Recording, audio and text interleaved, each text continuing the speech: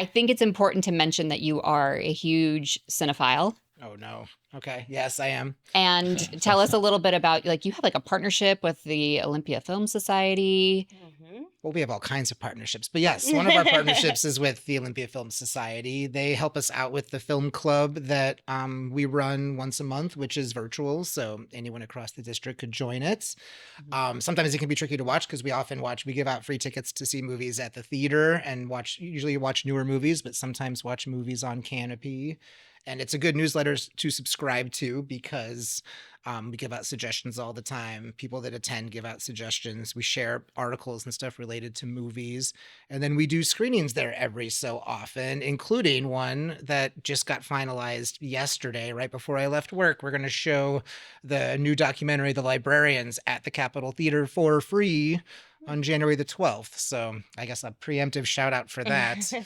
But yeah, if you're interested in all of the struggles that school librarians are going through and the ways in which they're trying to combat censorship and threats to intellectual freedom, you should come see that for free on the 12th.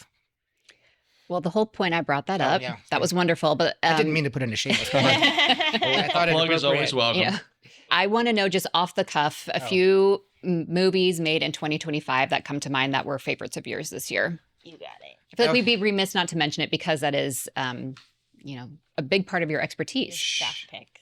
Sure. I didn't bring my list of staff picks, but If he is. I mean, I could pull out my letterbox right now. I feel like I know yours. But no, I mean, everyone knows about this movie, but One Battle After Another is one of my favorites. It's a tremendous movie, very fun, very funny, a great Leonardo DiCaprio performance, a great, just awful Sean Penn performance. It's great, but that's a good one. One should check it out. I'm not sure if the disc has been purchased by TRL yet, but I imagine it'll be a lucky day title. I have to shout out one of my favorites of the year, which is a very little known small movie that came out back in the spring called Yeephus, which is spelled Eephus. It's kind of a never thrown baseball pitch that is very slow and looping, but it's a movie. It's a wonderful little movie, and it's set in the 90s, even though it kind of looks like the 70s. And it's about this group of adults I think it's in a small town in Massachusetts, who are part of an intramural baseball team. And the field where they've been playing for years and getting together and drinking beers and playing mediocre-ish baseball every weekend is about to be demolished for a new school, and they're going to play their final game on that field. And you just watch them play this game and chat, and just there's kind of this somberness to it because they know it's the last game they're going to play. And of course, it's tied and they can't break the tie, and so they just keep playing until the sun sets, and they ultimately have to move all of their cars and turn all their headlights on so they can sort of kind of see to finish this game. But it's very funny.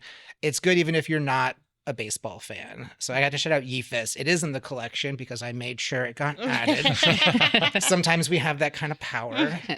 What else is great? And one more. We just talked about this movie called Sentimental Value, which hasn't hit DVD yet, but I'm sure TR will buy it. It's currently in certain theaters, but it's a Finnish director, I believe. I'm going to get yelled at if I got that wrong, and it's Sweden. But it's great. His name is Joachim Trier. May have mispronounced his name, but he's made other movies that people have liked in the past called The Worst Person in the World. But Sentimental Value stars Stellan Skarsgård and Renata Rensiv. And it's a very... I love it because all of his movies they feel very novelistic. Like, it feels like they were adapted from a really big epic novel, but they weren't. They're all original, but they just feel so dense. Like, you can feel the lives that exist outside of what you're watching, and everything that you are watching just feels so concentrated and specific. But it's basically just about a father. The patriarch is a famed filmmaker who's kind of losing his legacy, and he's attempting to reach out to his one daughter who is a stage actor and trying to convince her to be in a movie about this horrible event from his childhood. And they don't speak. They got lots of problems, and he's trying to kind of convince her to do it, maybe not necessarily for the best reasons, but it's just a very intimate, sometimes sweet, oftentimes caustic, familial drama, and it's really good. Even if you're not like an art film person, you might like Sentimental Value. Value. It's at the top of my list to watch. See, he can just do this. He wasn't even prepared. It just flows out of him. I'm sure there's more where that came from. Yeah. Wow. Okay.